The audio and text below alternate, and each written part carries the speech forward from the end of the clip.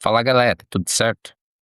Hoje a gente está aqui de novo para mais um videozão top de informações sobre o mundo dos investimentos. Bom, hoje a gente vai falar de um assunto muito legal e muito importante. Na verdade, assim, provavelmente todos os conteúdos que a gente fala aqui serão importantes, né? Para quem está investindo, para quem está começando a investir, para quem já investiu há algum tempo. De alguma forma, esses conteúdos vão ser importantes, vão agregar alguma coisa para você, ok? Hoje estamos aqui de novo com nossa colinha, só que presta. Hoje a gente tem 3 folhinhas, ou seja, temos bastante coisa para falar. Então, sem muita enrolação, vamos lá. Hoje nós vamos falar sobre o que a gente deve olhar quando for comprar um fundo imobiliário, que muita gente vai só pelo dividendo, só pelo rendimento mensal que ele entrega, só que não olha o fundo como um todo. E às vezes acaba comprando um fundo que está, tipo, está indo mal, um fundo que não está tendo uma boa gerência, um fundo que está fazendo uma liquidação de dívida, daí por isso está pagando um dividendo alto. Então, hoje a gente vai conversar um pouco sobre o que é interessante a gente olhar para evitar de fazer coisas erradas. Às vezes pode acontecer a gente fazer uma análise, mesmo lendo a parte da gestão e fazer uma escolha errada, mas com essas dicas vai ser mais difícil de acontecer, certo? Primeiro de tudo, a gente tem que escolher o tipo de fundo que a gente quer. Se é fundo de tijolo, como eu já falei para vocês no vídeo passado, que são fundos que investem em imóveis físicos, né? Se é fundo de papel, que são fundos que investem em compras de dívidas, vamos dizer assim, de CRIs. Se é fundos de fundos, que o próprio nome já diz, né? Mas que é fundos imobiliários que têm outros fundos dentro dele, ou se são fundos híbridos, que tem uma parte em fundos de papel, que é a compra de dívidas, e outra parte em fundos de tijolos, que é os imóveis propriamente ditos. Outra coisa que é muito importante a gente olhar, isso normalmente tem lá no relatório que eles disponibilizam, principalmente se você acessa ali pelo site do Investidor 10, que até onde eu vi, assim, até hoje, de todas as pessoas que eu assisti falando sobre investimentos, eles normalmente usam esse site porque ele é mais completo, assim, é basicamente tudo numa coisa só, né? Então é um site interessante. Lá ele tem um relatório que vai falar sobre o fundo, o que que ele é, onde que ele investe, se é um fundo de papel que tem dívidas, quem são os devedores, essas coisas assim. Então aqui tem alguns pontos que eu anotei aqui que é importante a gente analisar antes de comprar um fundo. Ó, quando são fundos de tijolos, no caso, né? A localização dos imóveis, o cuidado que as pessoas têm com os imóveis, quem são os inquilinos, se são inquilinos bons, inquilinos pagadores, tipo, que têm uma boa reputação de pagamento, que não atrasa aluguel, essas coisas assim. E a diversificação de imóveis, porque assim, ó, pensa comigo. Vamos dar um exemplo bem fácil, assim, ó. Você tem 5 casas. Dessas 5 casas, uma está sem alugar. Ou seja, você perdeu 20% da sua alocação aqui, certo? Agora, se você tem só 2 casas e uma está sem alugar, você perdeu 50% da sua alocação. Então, por isso que é muito importante ter uma boa diversificação de imóveis. Não que é para sair enfiando, tipo assim, um fundo que tem vários imóveis dentro sem analisar os outros pontos, que é o cuidado, o inquilino, a localização, tudo isso conta. Porque não adianta ter imóveis e esses imóveis estarem vazios, né? Que também não é uma coisa interessante, porque se ele está vazio, a gente não recebe esses aluguéis. Que já entra o outro ponto, que é a vacância. Tem a vacância financeira, que essa eu tenho que estudar melhor para falar para vocês, vou falar em um vídeo específico sobre, e a vacância dos próprios imóveis. Ou seja, tipo assim, lembra o exemplo dos 5? Se você tem 5 imóveis, um não está alugado, você está com 20% de vacância. 2 não estão alugados, você está com 40. E assim vai indo. Quanto maior a vacância, menos rendimento você vai ter, mais imóveis parados vão ter, ou seja, você vai estar pagando por um fundo, por um imóvel que está lá pegando poeira. não tá servindo para nada. Então é sempre importante a gente analisar, antes de comprar o fundo, qual é a vacância dele. Quanto menor a vacância, melhor. Isso significa que os imóveis estão alugados. Quanto maior, significa que os imóveis estão disponíveis, vamos dizer assim, eles estão vazios. Ó, esse aqui eu até anotei e vou ter que ler aqui para vocês, porque são bastante subtópicos, vamos dizer assim. Sobre os dividendos, que é uma parte que interessa muito para quem investe, que é o dinheirinho que vai entrar pra gente, né. Presta atenção aqui, ó. Porcentagem de rendimento por mês ou ano, que ele tem lá, ele passa normalmente, acho que é uma porcentagem de rendimento por ano. Mas daí você divide pelo número de meses, dá para saber a quantidade por mês. Olhar o histórico, porque assim, às vezes você pega um fundo que ele tem um dividendo que pagou mês passado 1,25, só que no mês retrasado ele pagou 52 centavos. No outro mês, ele pagou 1,18. Então assim, obviamente, como é renda variável, não vão ser todos os meses o mesmo valor, mas é sempre pegar um fundo que tenta manter uma constância parecida, 1,25, 1,18, 1,10, 1,25, 1,30, sabe? Que mantém basicamente, vamos dizer assim, uma mesma linha, que não fuja muito dessa linha, sabe? Acho que vocês conseguiram entender, né? Ó, rendimentos altos podem não ser constantes. Às vezes a gente pega um fundo que pagou, sei lá, você comprou um fundo por R$ 100, ele tá te pagando 5% ao mês de rendimento. Um exemplo aqui bem, né, aleatório.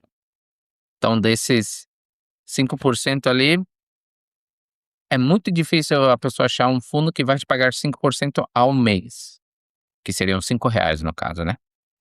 Então pensa assim, normalmente é 0,8, 0,7, bem ali, assim, dos que eu conheço, bem no máximo 1,5, no máximo 2, assim, tem que ser um fundo muito bom.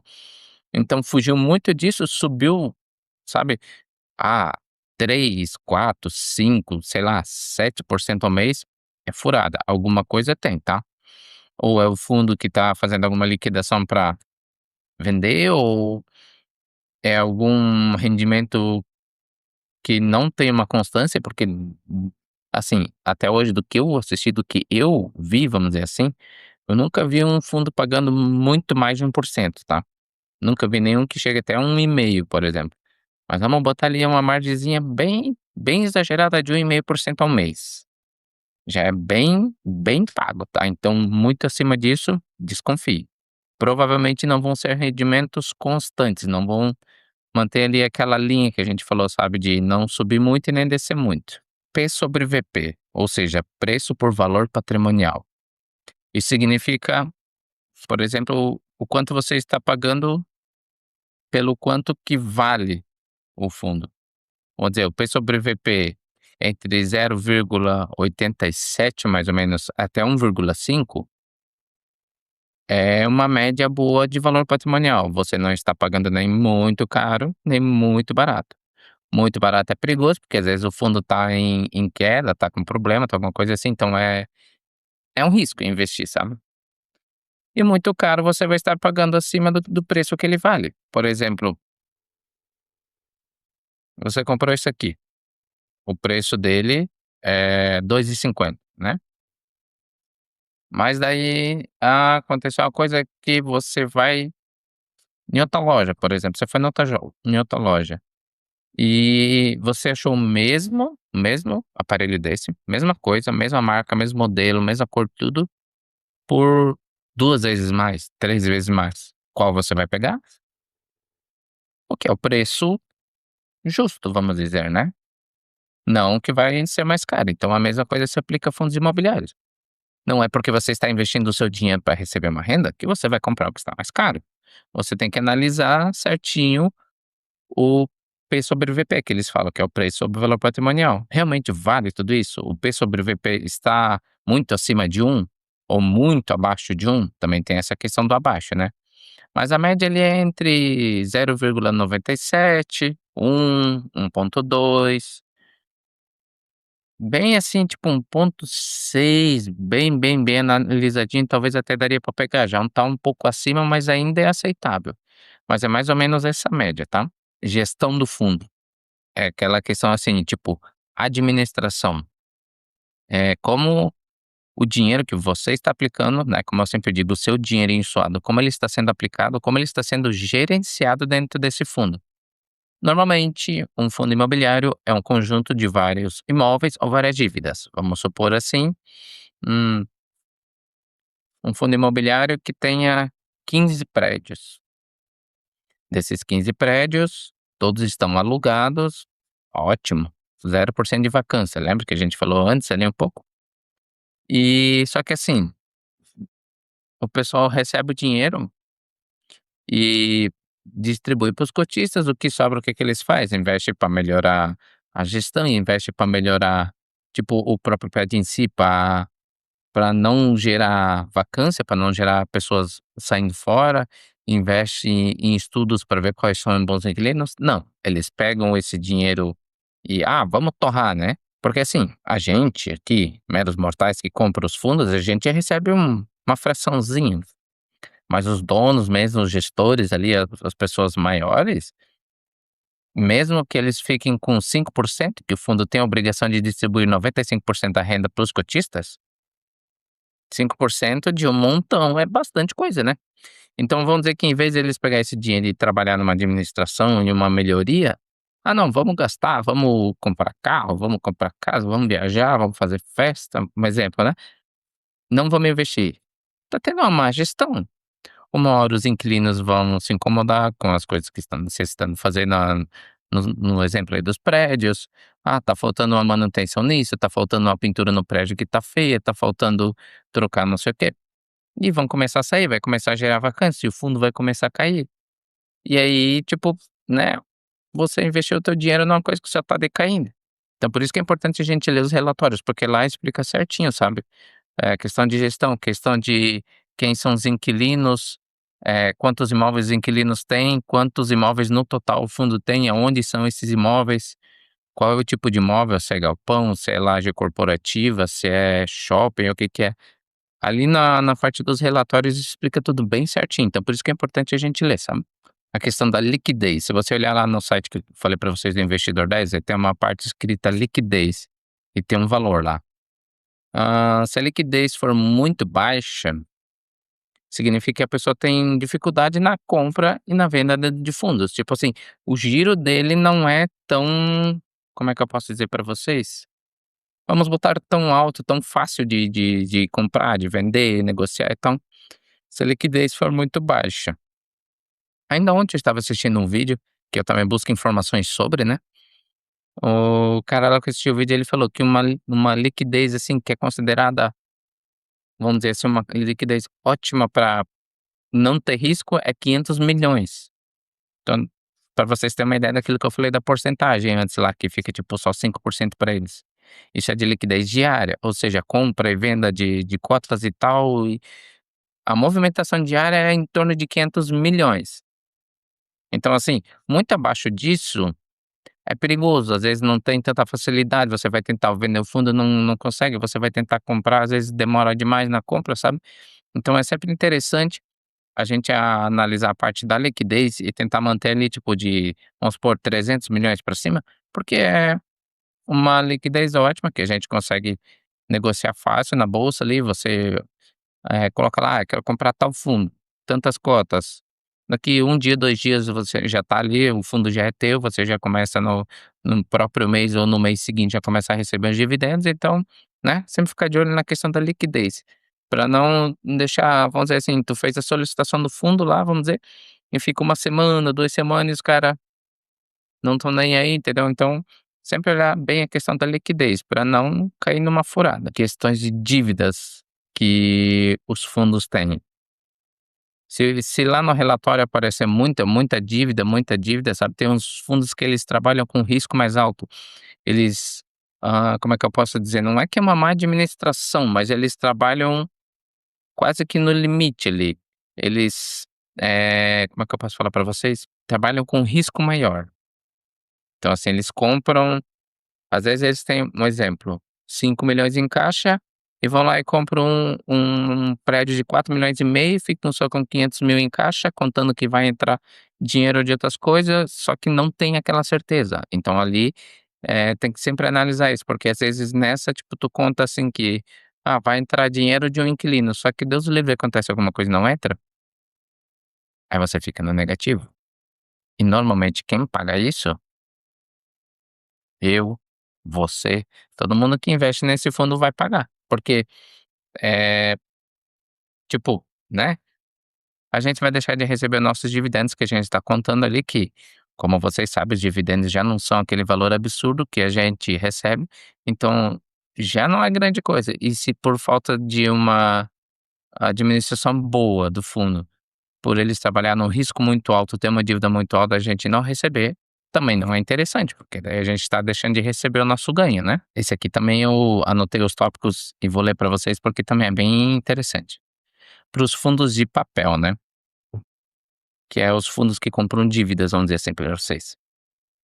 Veja quem deve o dinheiro, porque às vezes, tipo assim, o cara que está devendo dinheiro é um mal pagador, é uma pessoa sacana que não paga o que deve, daí tu vai entrar num fundo que emprestou um dinheiro pra uma pessoa que não paga. O que que tu vai ganhar? Não vai ganhar nada, vai ficar no prejuízo. Então é sempre interessante a gente olhar quem são os devedores desse fundo e se realmente vale a pena entrar nele. Isso lembrando para fundos de papel, né, que daí são fundos que compram dívidas, vamos dizer assim.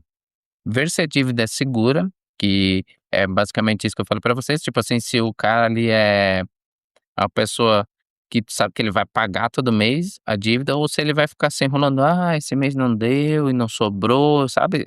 Não é só nesse mundo, na nossa vida real, assim, vamos dizer, na nossa vida tem sempre as pessoas assim. Então, esse tipo de coisa, sabe. Ver se é seguro você comprar, se a dívida está sendo ali olhar no histórico, se todo mês eles estão pagando a dívida certinho, se não está atrasando.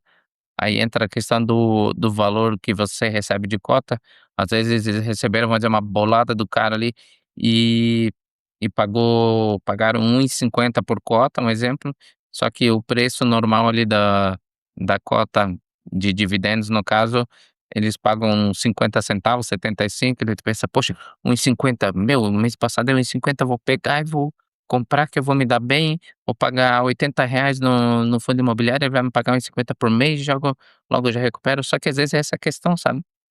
Eles receberam uma não seria bonificação, mas receberam de uma vez uma quantidade boa de grana, e daí como eles têm que dividir os 95%, eles dividem um pouco mais de cotas. Por isso que é sempre importante a gente analisar bem, entende. Que daí assim a gente sabe se é todo mês que tá entrando esses 50 ou se deu uma alavancada muito alta e tá descendo, ou a mesma coisa a questão da queda, se baixou demais e vai subir para um valor normal, então, sabe, é por isso que é interessante a gente analisar bem. Porque se a gente olhar só agora, só o dividendo, vai pensar: "Poxa, 1,50 por mês, pensa só cara, 1,50 em 10 meses dá R$ 15, em 20 meses dá R$ 30, dá quase a metade do valor que eu paguei". Mas e se não for constante esse valor? E se for, tipo, uma vez ou 2 meses que foi, ou no máximo uns 3 meses que eles pagaram esse valor, e daí depois cai para 75, 50 centavos. Então, né, é tudo questão que a gente tem que analisar bem certinho para tentar, ao máximo, vamos dizer assim, evitar de comprar um fundo ruim, porque tu já tá pegando o dinheirinho ali que tu, às vezes, trabalhou, que nem eu disse no último vídeo, trabalhou no sol, trabalhou na chuva, passou frio, passou às vezes calor, passou às vezes fome, trabalhando ali para conseguir, para simplesmente botar em qualquer coisa que os caras não estão nem aí, só vão pegar o teu dinheiro e se aproveitar dele. Então, por isso que a gente sempre tem que analisar. Tem uma questão que eu sempre me confundo, eu sei que tem um fundo que eu tenho quase certeza que é o fundo de papel, que quando a taxa de juros aumenta, a taxa Selic aumenta, eles pagam mais dividendos. Automaticamente, quando a taxa de juros aumenta, a tendência dos imóveis é ficar mais vagos, porque as coisas ficam mais caras e essas coisas assim. Então os fundos de tijolos pagam menos. Agora, quando a taxa de juros, vamos dizer, diminui, a tendência é os fundos de tijolo valorizarem, tanto na questão de pagamento de dividendo, quanto na própria cota em si. Então, é sempre interessante a gente ver essa questão assim: "Ah, vou comprar fundo de papel. Vou investir só em fundo de papel, porque fundo de papel agora tá pagando 1,5% ao mês e isso é um dinheirão e, putz, eu vou ganhar muito dinheiro. Tá, e se os juros caírem, como é que fica, né? Porque ele tá pagando bastante, porque a taxa de juros tá lá em cima, tá lá no alto, e eles estão recebendo bastante juros da dos das pessoas que estão pagando ICRIs ali, e ok, beleza, ótimo.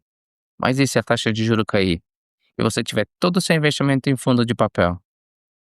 Aí complica, né. Para quem está querendo montar uma renda passiva, vamos dizer assim, razoavelmente estável, porque como é renda variável, como o próprio nome já diz, ele sobe e desce aos poucos. Se você investir tudo em um só tipo, seja ele, só fundo de papel, porque está pagando agora mais, porque a taxa de juros está mais alta, ou, só fundo de tijolo, porque agora a taxa de juros caiu e os imóveis estão sendo alugados mais, assim, estão alugando mais imóveis e tal, e está pagando mais. Mas e se o negócio se inverter, sabe, tanto de papel quanto de tijolo? Então por isso que é sempre bom a gente tentar manter o mais na linha possível, mais no nível possível, um equilíbrio entre os 2, para não dar um baque tão grande. Mas esse é o vídeo de hoje.